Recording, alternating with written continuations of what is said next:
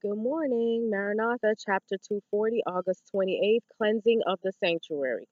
I saw in the night visions, and behold, one like the Son of Man came with the clouds of heaven and came to the Ancient of Days, and they brought him near before him. Daniel 7:13. After his ascension, our Savior began his work as our high priest, says Paul. Christ has not entered into the holy places made with hands, which are the figures of the true, but into heaven itself, now to appear in the presence of God for us. Hebrews 9:24. For 18 centuries, this work of ministration continued in the first apartment of the sanctuary. The blood of Christ pleaded in behalf of penitent believers, secured their pardon and acceptance with the Father, yet their sins still remained upon the books of record. As in the typical service, there was a work of atonement at the close of the year.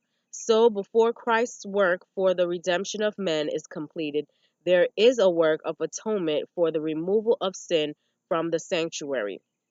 This is the service which began when the 2300 days ended. At that time, our high priest Jesus entered the most holy place to perform the last division of his solemn work, to cleanse the sanctuary.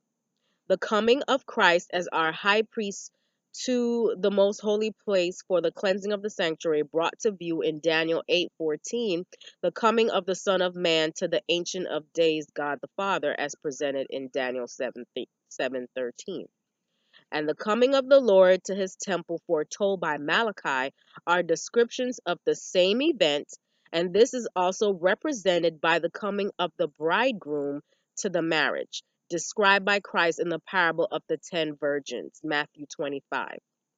The cleansing of the sanctuary involves a work of investigation, a work of judgment. This work must be performed before the coming of Christ to redeem his people. For when he comes, his reward is with him to give to every man according to his works. In the day of final reckoning, position, rank, or wealth will not alter by a hair's breadth the case of anyone. By the all seeing God, men will be judged by what they are in purity, in nobility, in love for Christ. Have a great day today, Maranatha.